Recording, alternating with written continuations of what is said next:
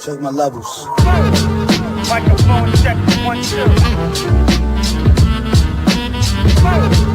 Microphone check 1 2. Microphone check 1 2. Microphone check 1 2.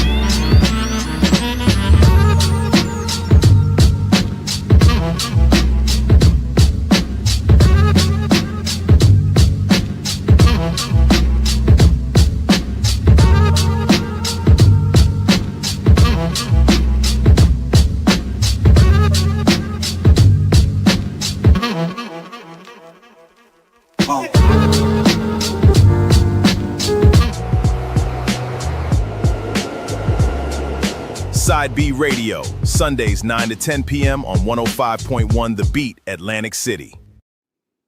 Yo, this SOULRAC, and I'm letting you know right now, you got to tune in to Side B TV with my man Phil Jackson. He playing the real hip-hop for the real hip-hop heads. So if you really love the culture like you say you do, stay tuned.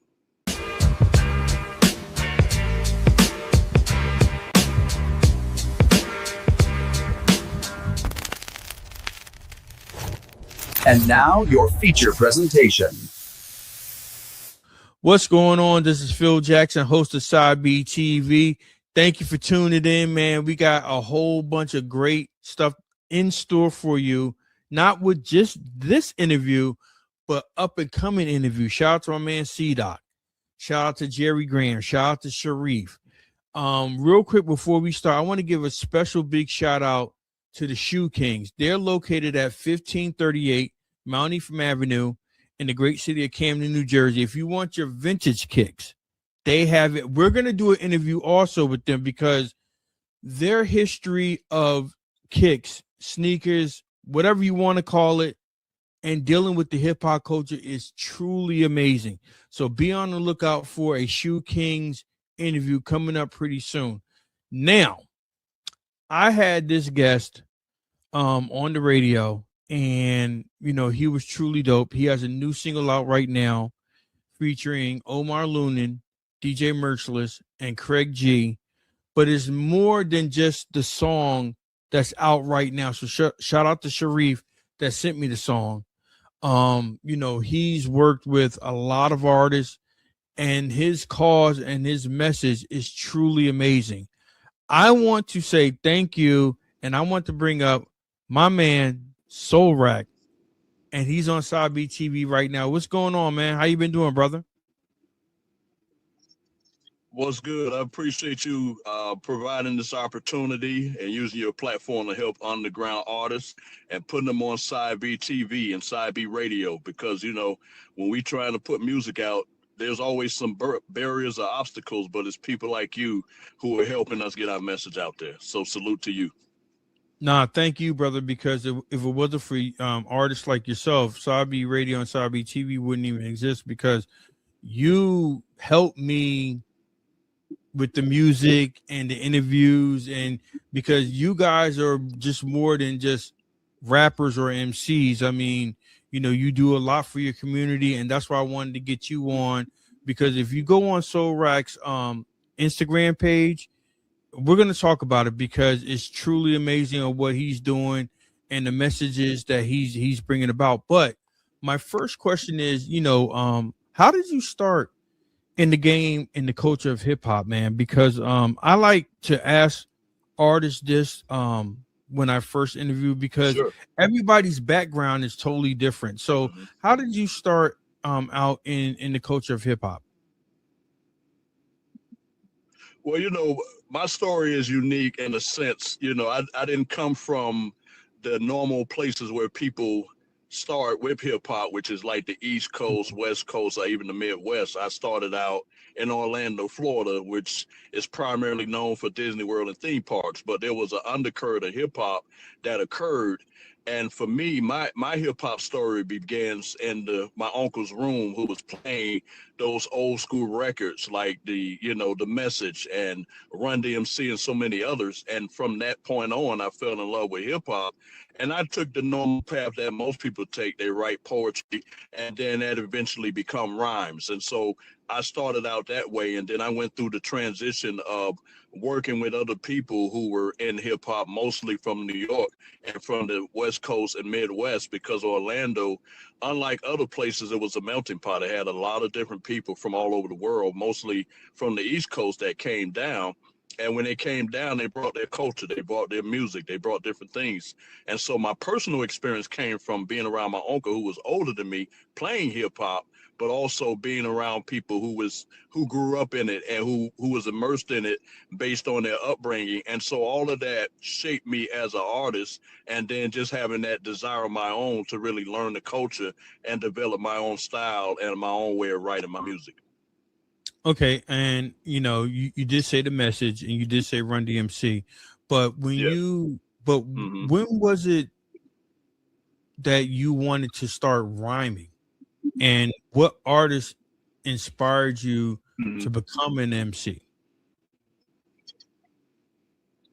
I'd say The Message was the one that really motivated me to really not only fall in love with hip hop, but even attempt to do hip hop at my young age. But really what made me understand and really appreciate writing lyrics and really being lyrical was Rakim, Big Daddy Kane. Now Run DMC gave me an idea as far as showmanship. And a lot of people don't realize that Run DMC had conscious music at first as well, because they had hard times. They had a lot of music that was really addressing some of the ills of society. And so even though we know them for Walk This Way and My Adidas, they had songs that had a conscious message to it. And so they shaped me as well. But, just the whole hip hop culture. But I would say who had the strongest influence on me as far as the artist I am today, Rakim and Big Daddy Kane, as far as lyricism. And then I would say even Tupac, because he had some conscious elements as well in his beginning, even though he kind of took a different path, but he still was influential in his contribution to the culture. Well, I think that's what makes a complete artist, because you don't have to stay in one box. And and that's what Tupac and that's what Big Daddy, because Tupac, Big Daddy Kane, Rakim, they all had those records, but they could go outside and go outside the box, and they can do something totally different that could still capture our ears. And that's amazing, because I love, Big Daddy Kane is probably my favorite artist of all time. And The Message is probably that record. I don't care what anybody says. If you put that record on today, it still talks about what's going on today. And that's one of those records that is timeless. And I really appreciate that you saying that those are your artists, the artist that you pattern yourself after, and that song. But just because like you said, you growing up in Florida, you living in Florida, so like, did you have to quote unquote move out the state, or like go somewhere else where like the hip hop culture, the underground culture was more thriving? Because how was it back then in Orlando, Florida? Like what's of course like the Luke Skywalkers and everything like that, but like, was it like, did you actually find that underground pocket in Orlando, or did you have to move outside the state?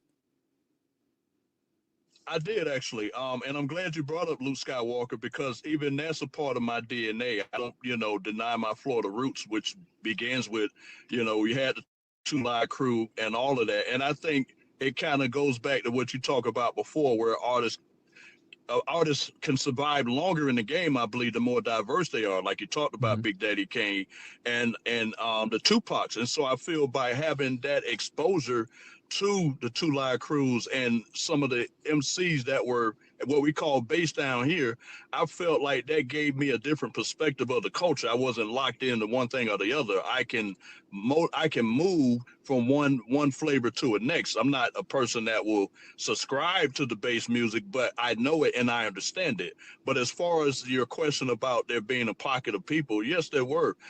You have people that came from Orlando. I were in Orlando, but they went on to be successful. One of them is Genius. He lived in Orlando for a short period of time. A Jizza, ODB lived in Orlando for a short period of time.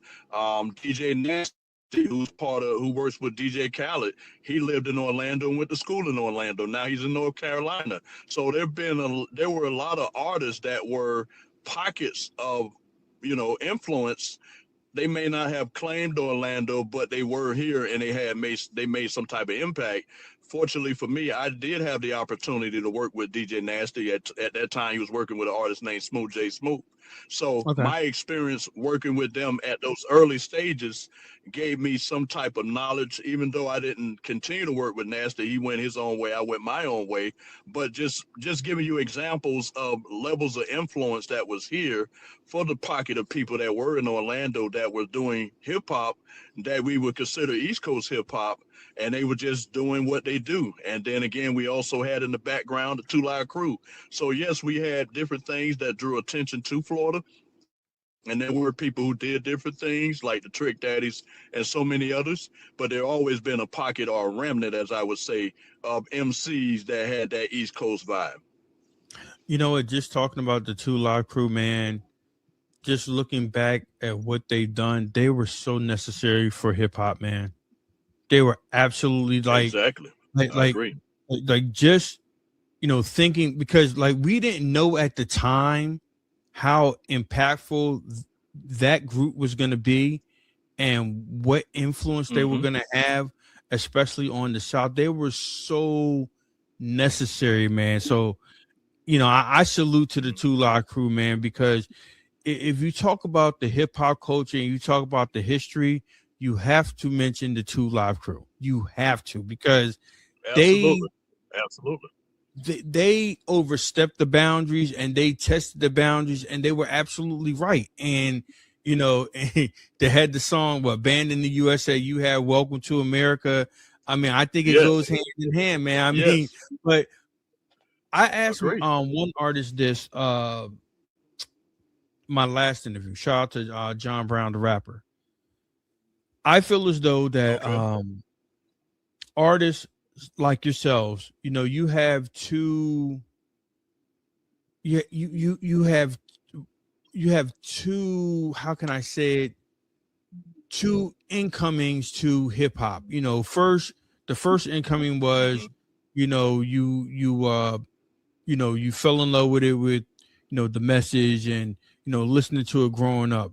Then the second one is when you want to be an MC and you want to get out there and make music. So what was your second coming to hip hop, as an artist? Like, what was was it a song? Was it a song that you wrote? Or was it a performance? Like what was your second coming to hip hop?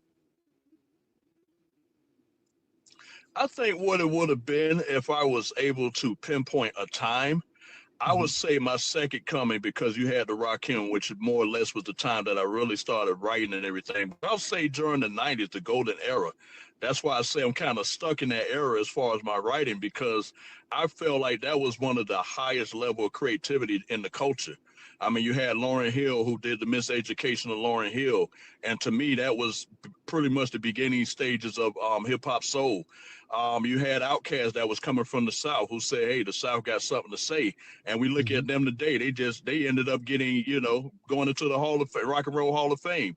And so all of that area of creativity, I think that was my second win. I think that resuscitated me as an artist, because you remember during that era, we were starting to really get into, the NWA came out and then we started to see there was a transition in hip hop, but there still was a level of consciousness. There was a level of awareness where people were really dealing with the social ills of society. I would say the Miseducation of Lauryn Hill was one of those things that really, I think that really hit me in a way that was different. And the reason why I say that, because she went outside the box. We just talked about Two Live Crew who went outside the box, and it was necessary. I think what she did was necessary because she let us know, because back in the days, if you sang on your record, that was like a bad omen. If you did anything like that, or if you talk about mature issues, that was a bad omen. And she dealt with love. She dealt with how women were, disrespecting themselves. She dealt with so many things on that record. And I just feel like that was a second win for me, because it made me realize that you don't have to be in a box. You can be creative and make good music and still be dope. You can if you're a person who can sing, you can sing on your record, still be dope. You can talk about relationships and still be dope. So to me, that was a great transition in the culture. Besides Wu-Tang and Outkast coming out, I just think that 90s golden era really was that second breath of wind. Okay. So starting out, was your MC name always SOULRAC, or did you go by another name? Because and I like to ask my art. I like to ask the artist this, because of the fact is, because SOULRAC, I mean, that actually stands out, and it makes you want to say, you know what, let me take a look. Let me click on and see what this brother's really talking about, because the name catches you. So like, was that always your first name, or when did you change it? No, it was not my first name. My first name was a guy who I used to rhyme with back in the days was Quest. That's what he gave me. And then as I grew older into an artist, and when I came into my own, SOULRAC became my name. And basically SOULRAC is my first name backwards, which is Carlos, and then you add the U to it, so to emphasize soul, because basically my music is about coming from my heart, coming from my soul. And so that's how it came about. But it was more defining of who I am as an artist and who I am as a person. And so in a sense, it's almost like my alter ego, but that's how it came about, the name. Okay. So you did mention that you used to rhyme with somebody. So like, you started out as a group, and then you moved on, then you transitioned into a solo artist? Yes, I did. I was working with there were several groups I was in. We had one group called UPS Underground Poet Society. I was rapping with another artist named his name is Comatose Time. He doesn't do music anymore. We were two-tone, and I also had figures of speech. So I've been in multiple groups as I was crafting and developing my skill set and my artistry. And then eventually I got to a point where I am now, where I went as a solo artist, because there were certain things I wanted to talk about, and I didn't want to have the restrictions that I would have if I didn't go as a solo artist. So being in that position gave me an opportunity where I could touch such certain subject matters, and I can be, I guess the lack of a better term would be, freer to share thoughts and ideas without the restrictions of trying to stick with a group brand. Okay, so if I can get this straight, so basically, were you rhyming about other things compared to what your rhyme, like your rhyme style now? Like, was your rhyme style totally different? Oh, okay. It was back then. It was more or less just, rhyming. Wasn't really a serious subject matter as I am now. Like, I'm more conscious oriented because of my life experiences and my desire to really address issues that are going on now.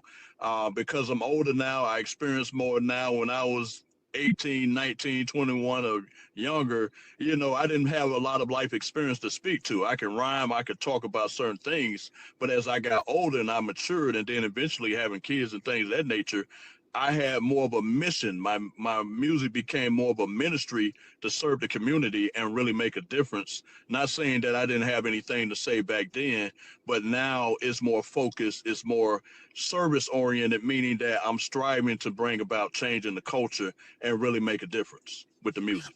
And you know what? I'm glad you mentioned that, because the follow up, my question is, Was it a certain time? Hmm. Was it a certain event that actually said, "Hey, look, man, I gotta rhyme about something else. I gotta rhyme about like what's going on right now." Like Yes.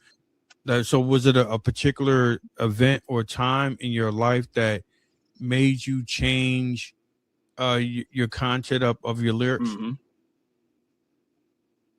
Yes, having my son, having a daughter, having both made me want to be different because I realized that they're going to grow in a world that I may not be able to experience with them the whole time. Because we all have an expiration date, and I know they're Yep. going to continue to live on and carry my legacy. So I felt like, okay, if I'm going to use this music, I want to be able to shape the world that they're going to live in, if given the opportunity. And so that's what really motivated me. And then not only that, it's just being in America and seeing all these things that are happening, especially with the current occupant in the White House. I Hmm. couldn't sit back and not say anything. When I can do something, I have music. That's a platform. That's a level of influence. To me, I wouldn't feel like I did justice if I didn't say anything about what's going on right now. Right. Let me ask you a question because I think that's very Sure. important of what you said. I think that is, Hmm. and I really salute you for what you're doing. Do you feel as though that artists, not not like yourself, because you're totally unique, but artists that create art, do you think that they have a responsibility to talk? I mean, like, you want to do the party records and all that, but do you feel as though that, Hmm. hey, your voice is strong, people are listening to you, that you have to touch on certain things? Do you think that that's a responsibility to artists, especially African American artists? I do. I do. Because if we can be recipients of the rewards of what we do, why can't we also use our platform to bring about change? I know there's different arguments that are going on in different debates. I know there are people who saying that rappers need to stay away from doing any music that would downgrade the culture or degrade the culture. I'm not far from that way of thinking. But I also understand that artists, they have a certain platform and that's how they eat. So I don't never want to take food out of another person's mouth. But what I do want to say is that since we are influential, since we do have the power to make change, why not use it to make that change that we have the ability to do? And so I think it is our responsibility to address some of the things that are happening in this world because we have a platform, we have a voice. I'm only one person, but imagine how much of a difference we can make if more artists got on board and all of them spoke against some of the injustices we're seeing in this world. Homelessness and economic insecurity that so many people are facing. Imagine how much of an impact we can make if more artists get on board to really speak against these injustices. Absolutely, I agree with you 100%.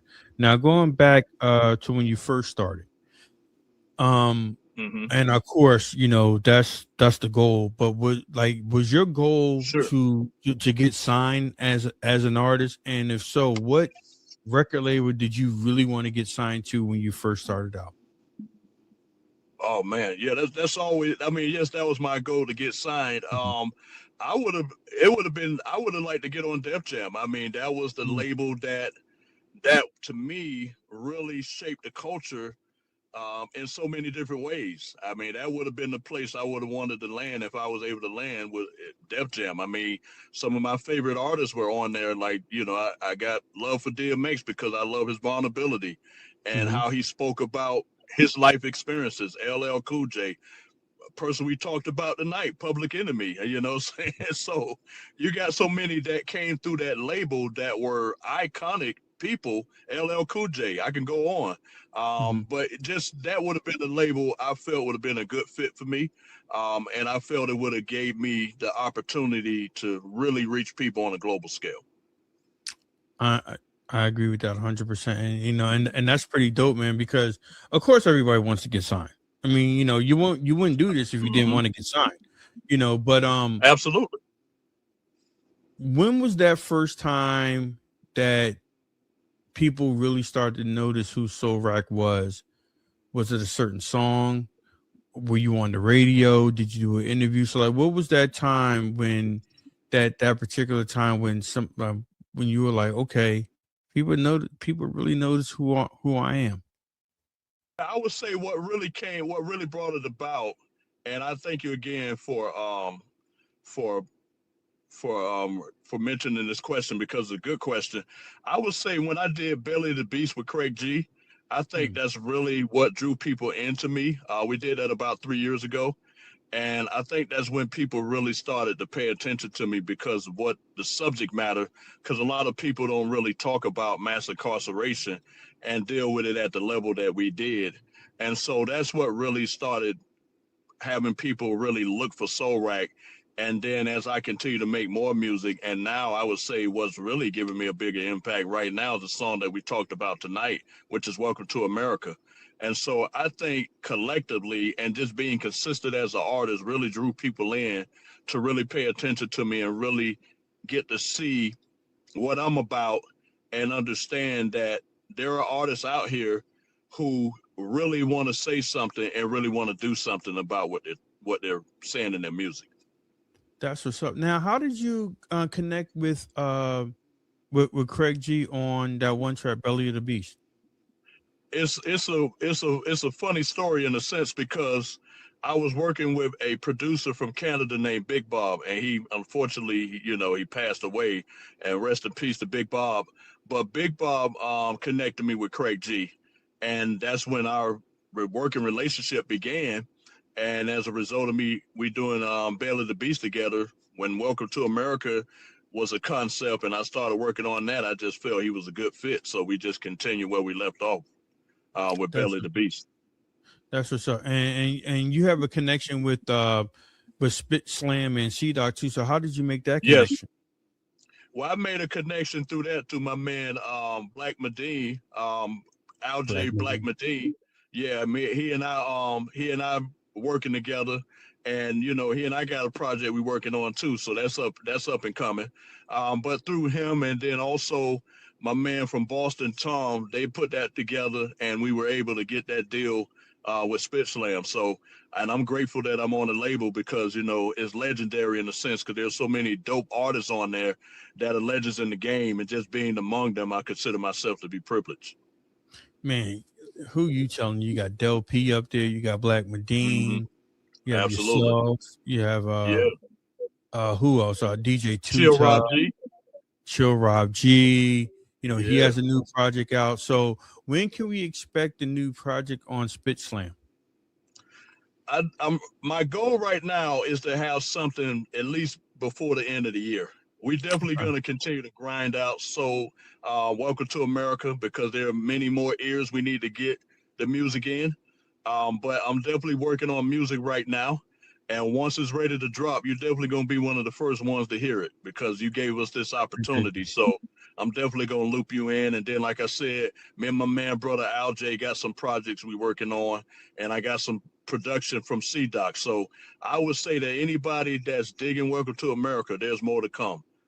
How dope is that you have Chuck D co-signing, your music, and you said that you wanted to be signed with Def Jam because one of the artists is Public Enemy and Chuck D. How is that is like a full circle moment? Is that a full circle moment for you? It is, and I'm gonna be honest with you. I'm a fan of Chuck D's. I'm a fan of Public Enemy because of who they are and what they stand for, and to have that, to me, that just pretty much solidifies all the work that you did to get to where you are today. And I don't think there's, that's an honor to me. And, I'm hoping that there would be, some more things that I can do with Chuck D or Public Enemy or different people that are on the label. But just being there, to me, is just a blessing in disguise because you got so many people who went through the trials and tribulations to do the music they're doing. And there's just so much wisdom I can glean from. And being on that label really is something that, I'm beyond words, rather. Okay. So my next question is writing easier for you now? Like, can you pen a whole song quick, fast, because of the fact is you got a lot of material, what's going on now in society. And so like, is it more easier to pen music now and put pen to paper and create art because of all the current events of what's going on right now? I think it's easier for us to talk about the things that we deal with today because there's more to talk about. But I don't just want to limit myself to just the social ills of society because there are a lot of other things that we can talk about as well, especially mature issues that are going on, like things that are going on with men, mental health, and so many others. So there are some things that I will talk about, of course, dealing with the social ills of society because that's part of my DNA. But I also want to really tap into the adult contemporary hip hop, dealing with some of the things that we don't talk about. Like there are some things that are going on with us as men that we need to have verbalized, and nobody's doing that. I'm willing to tap into that. So I'm always an artist that's willing to step outside the box. So for me, there's always going to be something to talk about because I don't mind being vulnerable and I don't mind speaking about things that are really going on in society that other people are unwilling to talk about. So I'm gonna always have something to write about. So for me, to answer your question, yes, it's easy to write about more things now because there's more to talk about, and because of the internet, we all got access to one another in ways that we never had before. How is it now that you're writing these songs and you're putting these messages out that you get daily DMs from other artists or just regular people, like, and you're making an impact of your music? Like, do you get that a lot now? I am getting more people that's reaching out to me.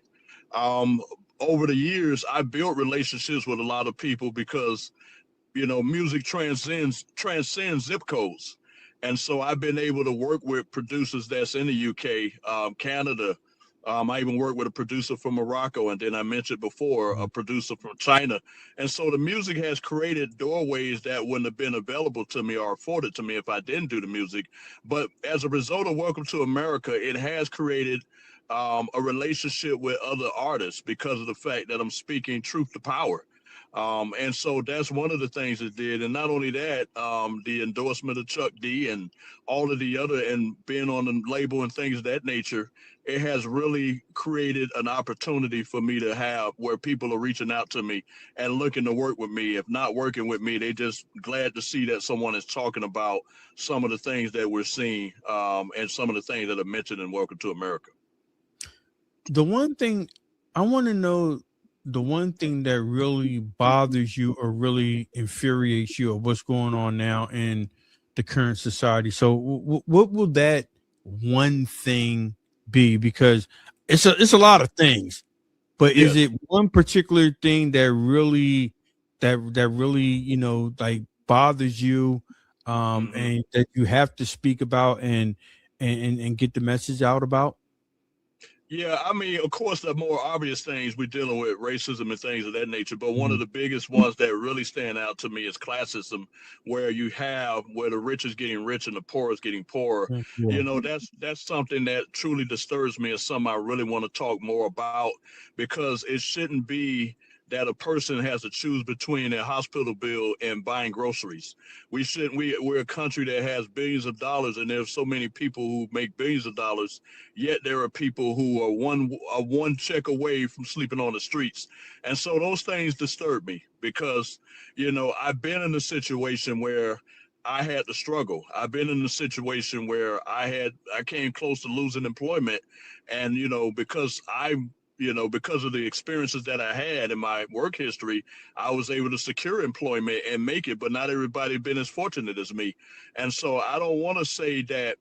I just feel bad for those people who's sleeping in their cars because they can't afford the rent, who's living with a family member because they can't afford groceries. And so those are the things that really disturb me the most because one thing about being in financial situation that affects everybody. You don't have to be. Everybody struggle to a certain point. You can be a person that's in the rural area and struggle. You can be a person in the hood and struggle. And so there are so many people now that are struggling, that are hurting. And that's what I do like about Welcome to America. There's an economic message in there where we're talking about how people are struggling just to make it today. Okay. Real quick, we're gonna pause real quick because Sure. can you put a light on? Because Yes, I can. yeah, because now I could barely see you. I'm so sorry about that. Is that No, better? it's okay. Yeah. If you can move Sorry closer about to like, yeah. Yes. Okay. It's better. Now, okay. Now, my next question is, do people misinterpret your music as being, oh, it's just another angry black man, or do they perceive it as, hey, he has a message and we really like what he's doing? So like how are some of the people perceiving your music? Because I could see one side saying that, nah, he's just mad at the world, and he's just an angry black man. Then the other side is like, hey, this is what we need, in our community. We need these messages out. So like, do you get that a lot? I get both sides. I think that I think the best way to really fully understand, and I'm not comparing myself with them because they're legends in their own rights, but I think you kind of get that reaction that Public Enemy got with Fight the Power, if I was able to put it on the most simplest terms. But I would say that, and I'm not comparing myself with them, I'm just talking about the reaction that people have whenever you have a message that's contrary to the culture itself, because of the fact that you're saying something that nobody wants to hear. I mean, when you talk about Welcome to America and then you talk about the contradictions of America, people feel like you're unpatriotic. They feel like you're bringing up you're rubbing some old wounds, because at the end of the day, nobody wants to talk about the past because it's hurt. It hurts. It's painful. Nobody wants to talk about enslavement. Nobody wants to talk about Jim Crow, mass incarceration, and so many other things. So whenever you talk about that, whenever you talk about economic, suppression and people struggling, nobody wants to hear that, because everybody wants to imagine we're in good times. And that's not the reality for most Americans or people worldwide. I would say that, so there were people who thought I was that angry black man. But then there were those who celebrated me. So you have to do your music based on your own convictions and not by whether you get applause or whether you get boos. You got to do it because that's the conviction you have, and you want to be true to yourself. And so that's the motivation behind it. Because one thing about people, they'll love you one day and crucify you the next. And so you can't get caught up on people applauses. You got to do what you know is right, and you got to move with your convictions. Have you ever been called unpatriotic? Because I can see, because people will take that the wrong way, and it's like, no, I'm spreading a message, and it's not a negative message. It's just I'm talking about what's going on right now. Oh, you're unpatriotic. Have you gotten that? Not in those words, but they said it in another way. It was, for lack of a better term, they didn't say unpatriotic, but they were speaking in terms of me being unpatriotic by some of the words that they said. But I just feel like if you're going to make music like that, you have to be willing to walk through it all and not take offense to what people say, because people are going to judge you no matter what. And the more vocal you are about the social challenges that we have in our country, the more of a target you will become. And so you have to accept you got to accept, if I make this type of music, I'm a target, and it's going to be what it's going to be, and you just have to accept it. I think that's just the responsibility of being an artist. We can make the art, but we also got to be responsible or accountable for the art.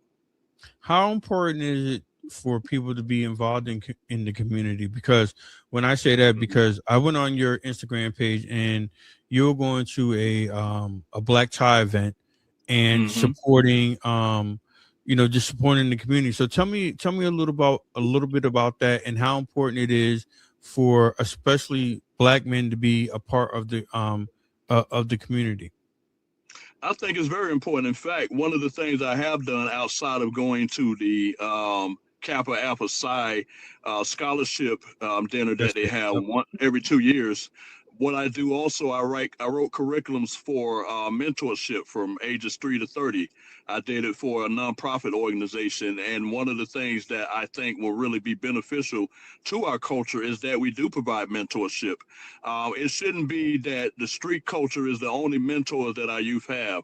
They need to see men who are working a 9 to 5, who are raising their families, and I'm not saying it's not happening. It is, but it need to be more so done. We need to see more mentorship. We need to get more involved with these youths who don't have a father in their home, who don't have a big brother, who don't have someone that can speak positivity to them. Because if we don't do it, then somebody else will, and they may not have the same love or care for that young man who's trying to find his way. And I grew up without a father. My father was incarcerated since I was a young kid and still is. And so I know what it's like not to have a father, but what helped shape me was the women and men that I have in my life. But more importantly was those men, because we need to see a reflection of who we are, not just what we see in the mirror, but the person we see who can become our mirror.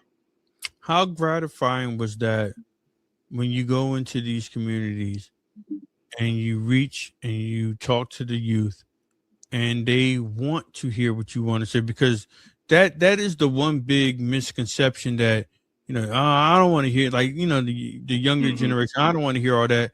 But do you get the opposite, that they do want that knowledge? They do want that mentorship? Well, I can speak to it from two ways. I'll speak from my own personal experience. When I was young, one of the things I always wanted, because I didn't have a father, was to have like a surrogate father. Okay. I had some people that came in there, but they was just there temporarily. It wasn't long term. And so that hunger was always in me to have that surrogate father, or have someone like a father-like role in my life. But doing it on my own and being able to do it in communities and reach out to young people and speak to them about some of the challenges that I have, or even write curriculums that were relatable to these young people, I think that's really the joy I get out of it, is seeing the light come on. When I'm able to have a young person recognize that somebody values them, that the street is not the only option that they have, but they can still do positive things and still be successful and still be loved by other men who are in the neighborhood, who made it out of the hood, who made it out of the trap, who made it out of those different things, those trappings that are available to us if we choose to go a different path. Tell me about some of the programs that you're involved in, because I know that you're heavily involved in a couple of programs. So tell me about that. Well, one of the things that I'm looking to do is start my own program. I'm Okay. looking to partner up with political organizations, because one of the things I want to do, and I'm still working on the name. Right now, I had a name in mind. It was called Power to the People, but I'm looking to have a name that I can get trademarked. But ideally, what that entails is really going in neighborhoods, providing breakfast, providing food, and educating our young people about financial literacy, about digital literacy, and getting them prepared for the world that's yet to come.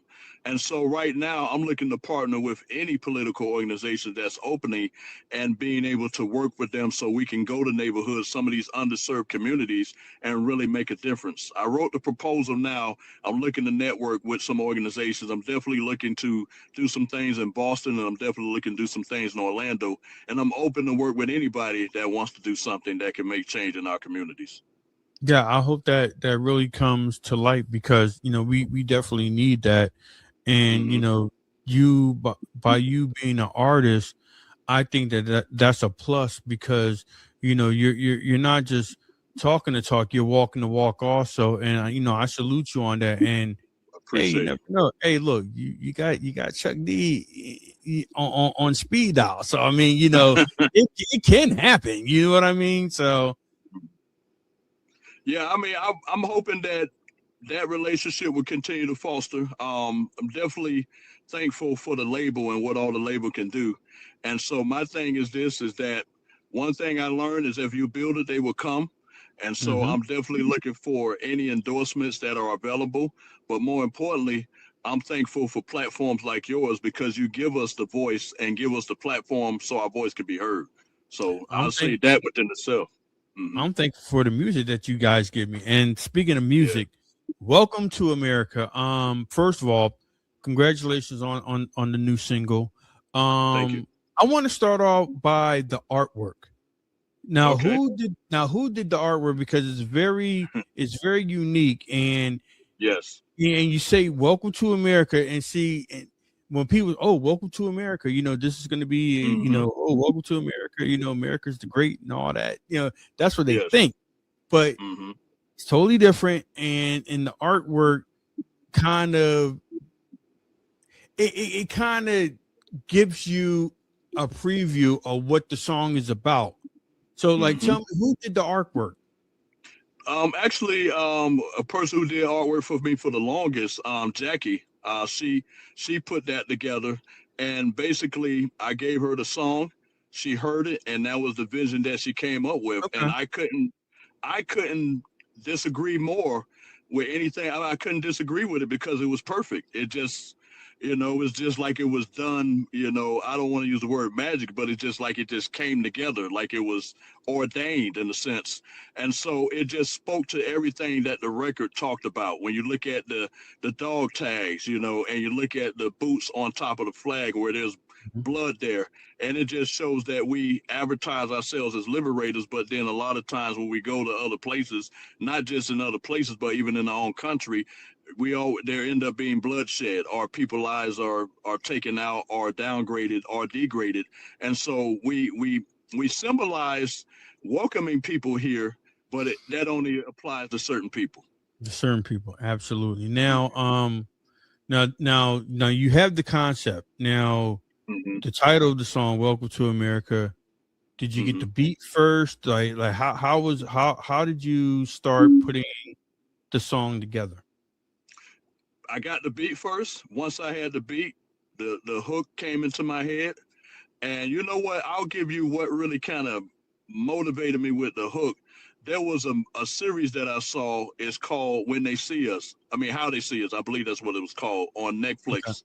And it was about the exonerated five, the guys who were falsely incarcerated in New York over, because they were thought to have been involved in the rape. And Donald Trump, the person we talked about earlier, had an advertisement saying these guys Mhm. need to be, bring back the death penalty because they didn't have it in New York at that time, basically sentencing these guys to death. So that part was the part where I said in the hook where it said that they don't see us. That was the part, that line came to me based on that series. And so the hook came first. And once the hook was created, then I reached out to Craig G. He wrote his 16. I wrote my 16. Omar Loonan got on and did the hook, and DJ Merciless added the scratches at the end.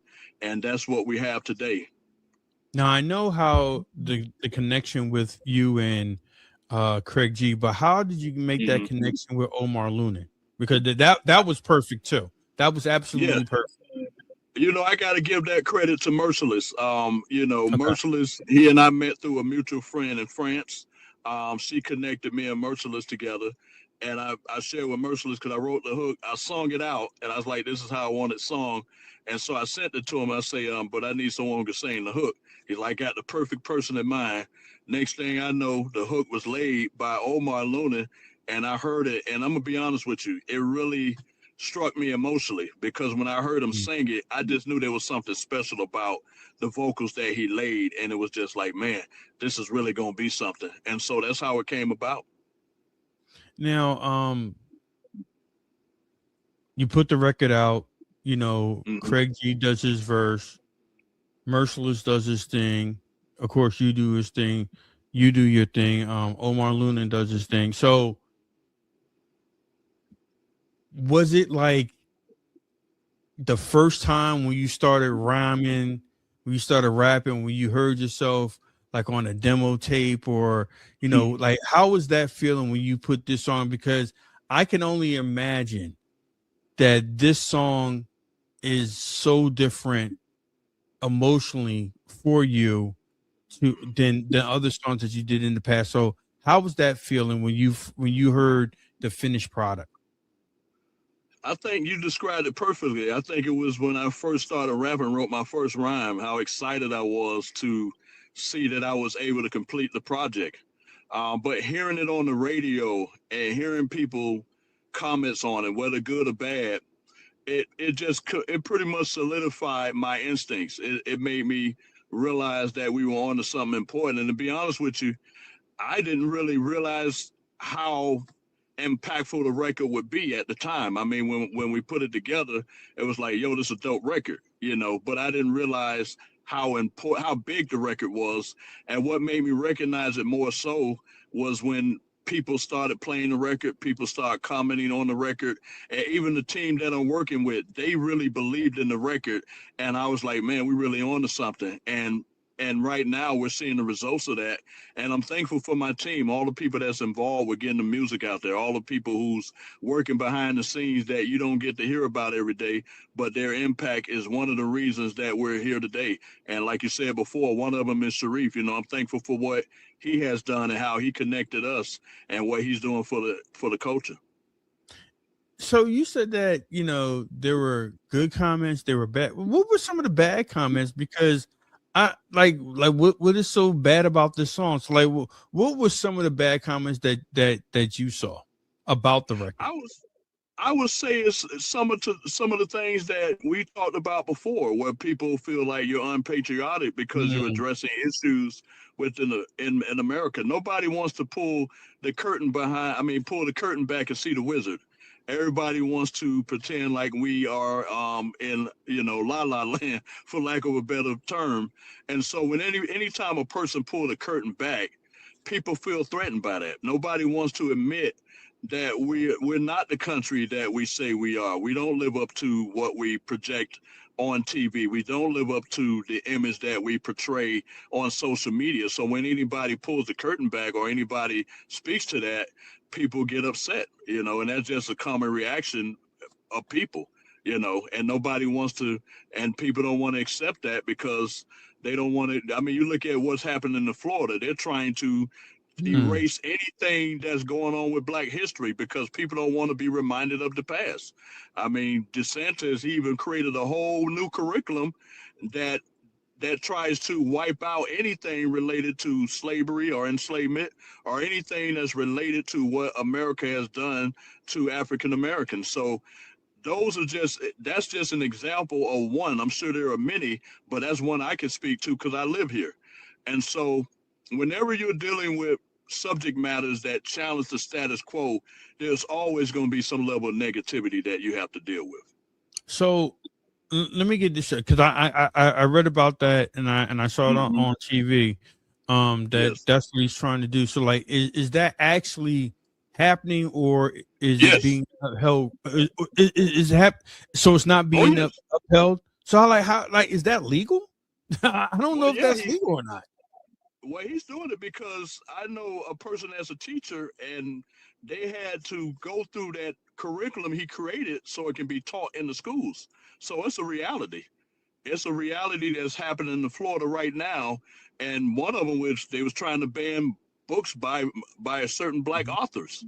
And so there's been a campaign to erase Blackness. There's been a campaign to erase any achievements of African Americans in this country, because again, whenever you have books like the autobiography of Malcolm X, or you talk about anything related to Martin Luther King, they have a problem with that because nobody wants to be reminded of the past, because it really boils down to the conversation of reparations, which we'll probably have to have a whole nother podcast for that.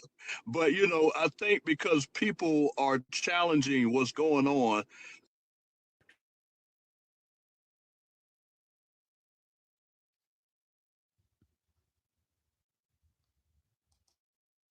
Oh, hold on for a minute. You muted your thing is muted. Yeah, your microphone is muted.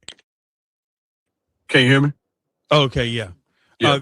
You can pick up and say because the majority, like not the majority, but a good portion of that was muted out. Oh, okay. Well, let me go ahead. What I was saying was that when you're looking in Florida, they're doing their best to erase any type of achievement of African Americans as far as trying to ban certain books.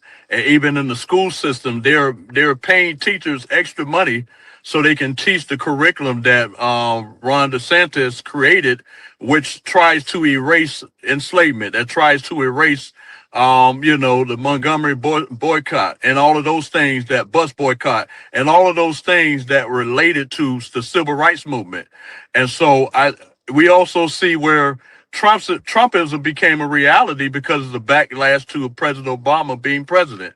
And so we're seeing in America today, there's a conscious effort to really remove the achievement of black people and to downgrade the contribution of black people in this country, and to remove any sensitivity that the next generation can have towards enslavement, because of the fact that reparations has been on the table for a while. And I think that's a conscious effort to get that erased completely, so there won't be no discussions of that. Yeah, that we got to talk about that in another, because that is That's why I was that's what I was saying. But it all ties into your music and your message, and that's why I wanted to get you on. And I'm so glad that Sharif had linked us up, because this is necessary. I mean, yes, we love to talk music, we love to talk hip hop, but hip hop and society and politics, it goes hand in hand. And you have to talk about everything. You have to talk about the good, you have to talk about the bad. And we're talking about the good right now with Welcome to America. Now, the video is very unique. Why did you choose to have it animated instead of, regular, regular people being in there? Why did you choose it being animated? I think one of the reasons I wanted to do that, because I think it would have been more socially acceptable for people if they saw it in the animated form. And nowadays, if you look at TV, a lot of the animated TV shows, they're dealing with social conscious issues. They're dealing with issues that are social. You look at what's happening with South Park and how they kind of spoke about some of the things that are going on in America, and so many other animated cartoons that we see today. And so I felt that would be a good way to introduce that type of song. And then I also wanted to do it in a way, because all of us, collectively live in different areas. And I was like, this is the best way we could capture everybody and do it in a way that can be so unique and so different, but still be relevant to the culture. Now, you had the first thing, Welcome to America. Now, can we expect a full-length project from SOULRAC pretty soon on Spit Slam? Absolutely. Well, we're definitely looking at putting a project out for sure. And definitely looking at doing something that will I'm looking at the end of the year to have an album out if everything goes well. But I'm definitely in full work mode. And yes, we're definitely looking to do more projects. We're looking to really expand our universe. And, right now with the relationship we have with Split Slam, we're definitely looking to do more things with the label. How can people get in contact with you? How can people support you? Do you have a website that you can go on, that we can go on to look at past music that you've done? So run all that stuff down for me. Absolutely. They can go to my Bandcamp for now, SOULRAC Music. And you just put in SOULRAC Music. You can also use that for all the social media, as well as my all my social media. And they can find me even on Linktree. Just put SOULRAC Music in there, and that way they can stay connected. But I'll say the best way to reach me, if they really want to have quick contact or really want to contact me, just go on the gram and reach out to me. Like I said before, I'm looking to work with anybody that wants to bring about change in our communities, and anybody that wants to speak to some of the challenges that we're seeing in our country today. I want to thank you for coming on, because like I said before, shout out to Sharif. He put this all together.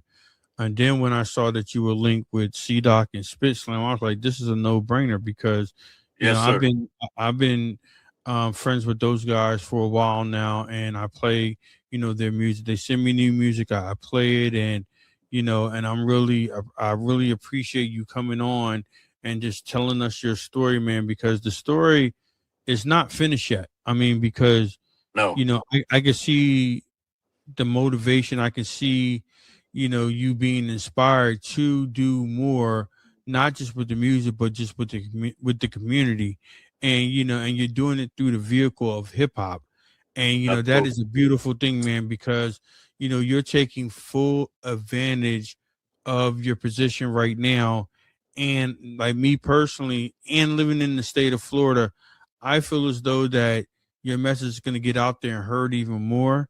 I think that people like politicians and community leaders are actually going to, hey, they're going to come to you and they're going to need your assistance because we need more people like you in the community, and spreading these messages. And they're not hate messages, they're not negative messages. No. They're messages that need to be addressed that nobody wants to talk about. Like you said, that's the ugly side of America that nobody wants to talk about.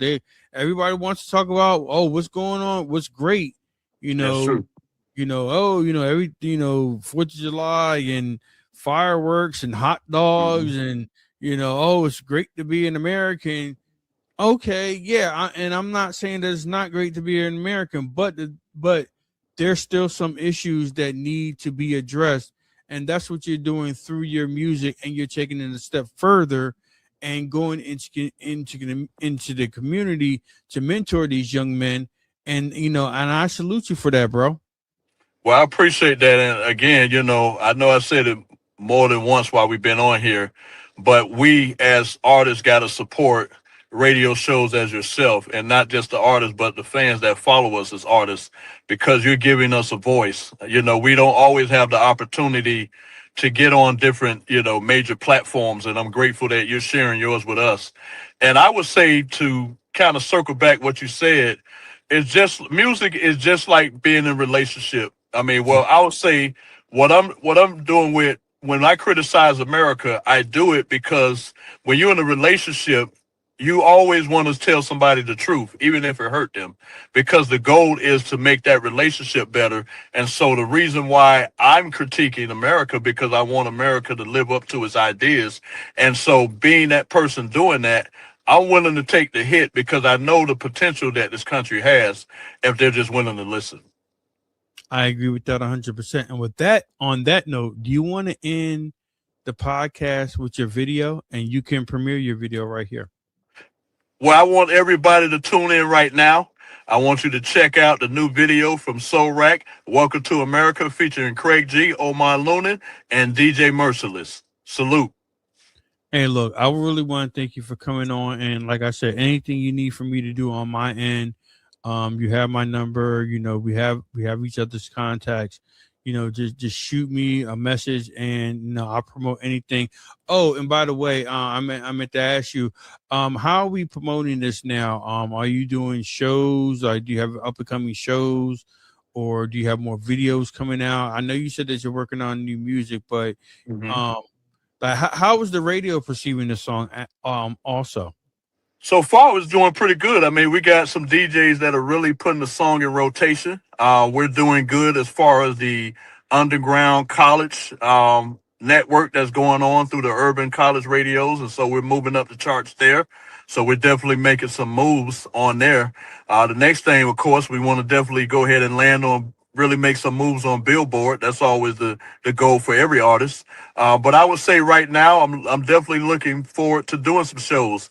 Right now, we're looking at some opportunities that are coming up. Once we have some dates, I'll definitely follow up with you and let you know, because we're looking to travel and go and really do some shows and really share this song, because I like to be up and close with everybody as far as the music goes. I just don't want them to only hear the music, but I want them to see me perform the music. Oh, you're gonna be a busy man in a couple months. I can see that already. Well, I look forward to it. Yeah, you're gonna be a busy man. On that note, I want to thank you for coming on Side B TV. Phil Jackson, SOULRAC. Welcome to America is out right now. It's on all streaming platforms. We're gonna debut the video right here. It's also on YouTube. Also, please go to his Bandcamp. Please go to Spit Slam. All the information about SOULRAC is right there. If you want to support the music, if you want to support the cause, this is how you do it. This is how you support somebody. Yes. Not just with the music, but just with the cause that this gentleman has. And on that note, I will talk to you guys next week, and we're going to premiered the video right now. Welcome to America, featuring Craig G, Omar Lunan, and DJ Merciless. I'll talk to you guys soon.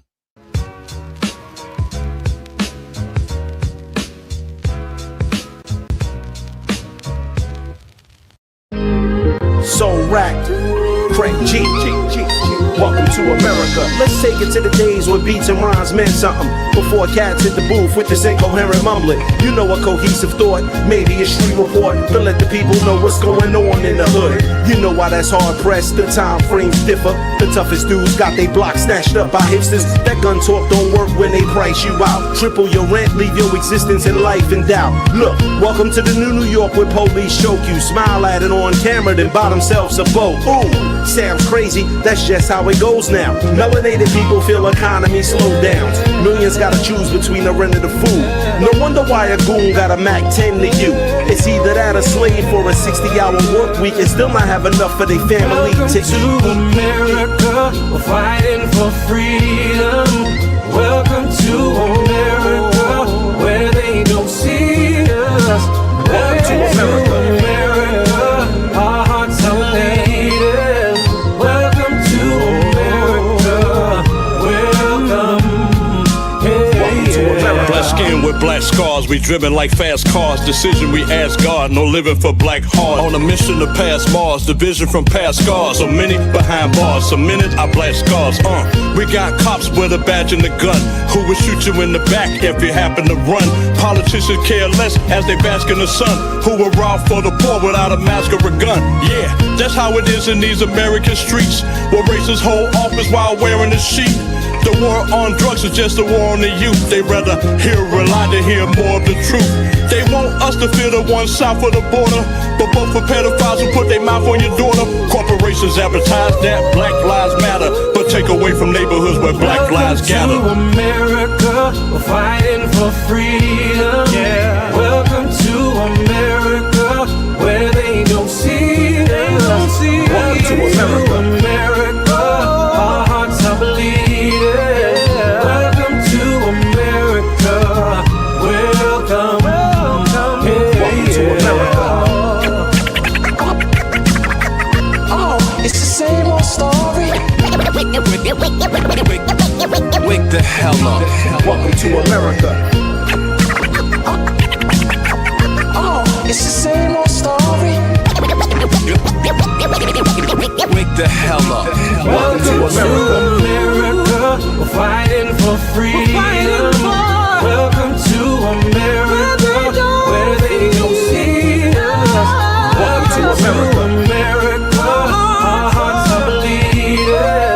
Welcome to America, welcome. Welcome to America. No, no, no, no, no. Welcome to America.